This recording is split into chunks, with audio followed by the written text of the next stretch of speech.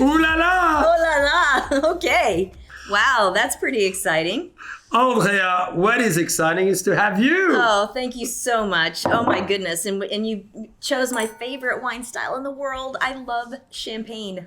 But there's so much going on here. It has a real musky undernote. It reminds me of the JCB candle you sent me a couple of Christmases ago. Right? Thank you. Yeah, there's a little bit. I hope that candle was inspiring. It's trust me, it's yeah, it's very inspiring. But and there's I'm getting almost like Asian spice box. Like there's some real significant Asian spices here. And you see what is amazing, dear friends, is Andrea did not leave it just to fruit or vegetable. She went onto the spice, and she's going to go into emotion. She's going to go into trips, into image that she has captured in her mind, not just in her front lobe, but everywhere, right, into memory. And I think that's what is so cool about wine tasting. It's not just about a script. It's about just anything you've experienced. Indeed. And I'm glad you said that, because the other thing I tell people to do if they want to get better at tasting is not just smell the wine all the time, smell everything. Yes. I mean, you're going to smell the barest hint of a charcuterie type of quality there. There's a little bit of a meaty animal quality. And, but if you just, grab the prosciutto off the plate and shove it in your mouth, smell it. That's right. Smell the cheese, On that, so what do you think of this wine? Oh my gosh. A quick description, please. We're back because we have a few more questions for you, Andrea. We're not going to get off the hook so quickly. We're back into spice again, and I think a lot of spice. So spicy. Again, it's like Asian sweet spices, but not. It's almost going into like allspice and almost a ginseng-y thing or something. Like there's some really very much exotic, right? And then of course I want to be in the Shanghai Tang environment to taste this wine. Exactly. This is really what it speaks for. And it's very and then of course you have that beautiful, limpidity, translucence of Pinot Noir that my analogy for it, and I know you'll like this one, is it's well, I'll say the one that I say at home, and then I'll say the one that I say in classes. The one I say at home is it's lingerie for your tongue. Yes, of course, I love that. How did you know? And then the one that I say in classes is it's silk pajamas for your tongue. Yeah, ooh, pajama for your tongue. So, but because the texture is just, it's such a beautiful. I mean, that's really, it's. There's no texture like Pinot Noir, I think. Is that your favorite grape variety? It's my favorite red grape for sure. Yes. Yeah, it is. It really is. Yeah, and you love champagne as well, obviously. That's why we wanted to make sure. I adore champagne, but this is like, what a treat. Marnie, oh, woohoo! Woohoo! Thank you for that introduction, Jean-Charles. And I should have waited to pour my glass so that we could mime you pouring through the camera for me. Well, ladies first. Marnie, this is so fun. This is the LVE, and this is the newest addition to the line that you've worked on with John Legend. LVE, of course, stands for Legend Vineyard Exclusive, and also symbolizes the power of love, of course.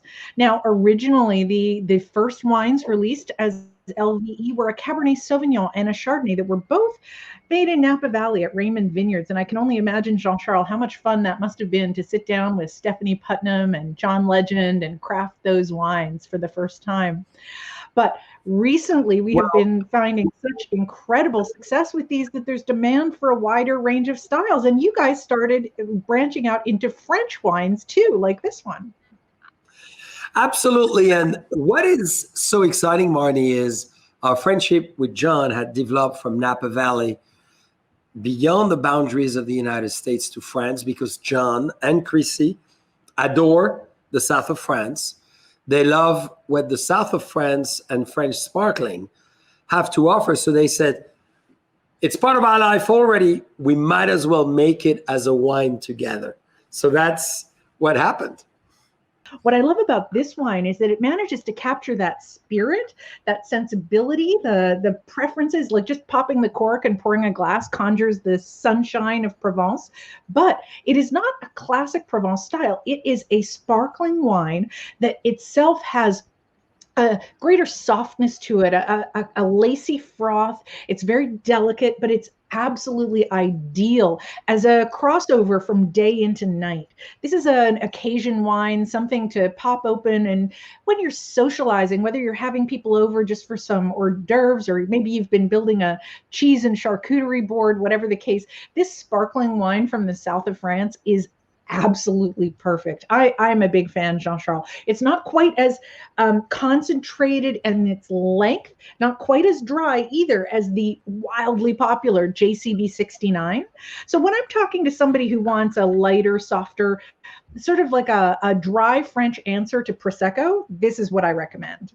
The Lve Red Blend, as I mentioned, the original two wines were a Chardonnay and a Cabernet Sauvignon, and I can't help but imagine that John Legend must have wanted a softer, more everyday red that didn't need powerhouse flavors on the plate, and that was the motivation behind creating this incredible wine. So many red blends in California are quite popular, but many of them are a little disappointing in the quality of their fruit and in their texture, and this wine absolutely does not do that at all.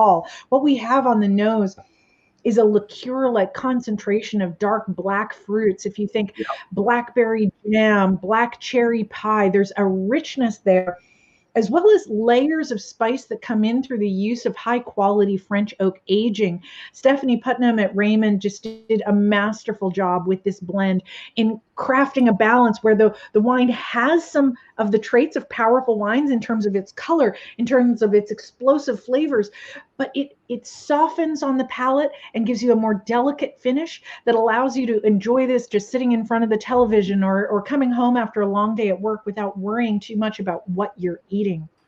Marnie Old, dear friends, our usual guest on JCB Live. Christina, welcome. Woohoo! Hi, great to be here. Wow. So what does 69 inspire you? How would you describe 69 within the context of Stellar Hitch? Ooh. It's sexy, it's sparkling, it's dry, and it leaves me wanting more. Ooh. Ooh la la. I'm going to move to the Chardonnay now because I'm getting some vapors. I'm getting some high heats. So we selected two wines for you. On the front of the wines, still wines, a Chardonnay from Napa Valley that is called Foreverness. As you can see, this is a beautiful Swarovski stone that we put on every bottle by hand with a lot of love and passion. And this is our Chardonnay, made by a wonderful lady named Stephanie Putnam here in Napa Valley with us. This wine I want to chew. I want to chew this wine. Very buttery, with a beautiful smooth vanilla-y, I don't know if it's apricot or almond. I need to have some Parmesan. But this wine is absolutely beautiful. And hello, what a fantastic Valentine's gift. Thank you. Oh my God, are you kidding me? It's so sexy. You keep the bottle. I mean, I've never seen a bottle like this. I mean, with Swarovski crystal, I mean, come on. So Christina, Cabernet Sauvignon, you mentioned you love Italian wines. This is again, and we're keeping you in your beautiful state of California that you love as well. You live part of the time in California too. So this is our Napa Valley, and this is one of my favorite stone that symbolizes the ruby, the 40-year. You know, look at this amazing baby, child, blossoming stone. Look at that.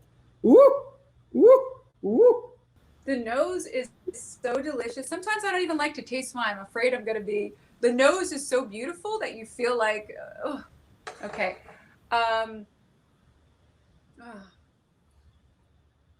It's true. Sometimes the nose is enough. When I make wine or I help stylize our wine, Christina, the nose for me is the most important. 90% of a wine I personally would craft or sculpt or define or create is with my nose. The palate is important, but the nose is the key.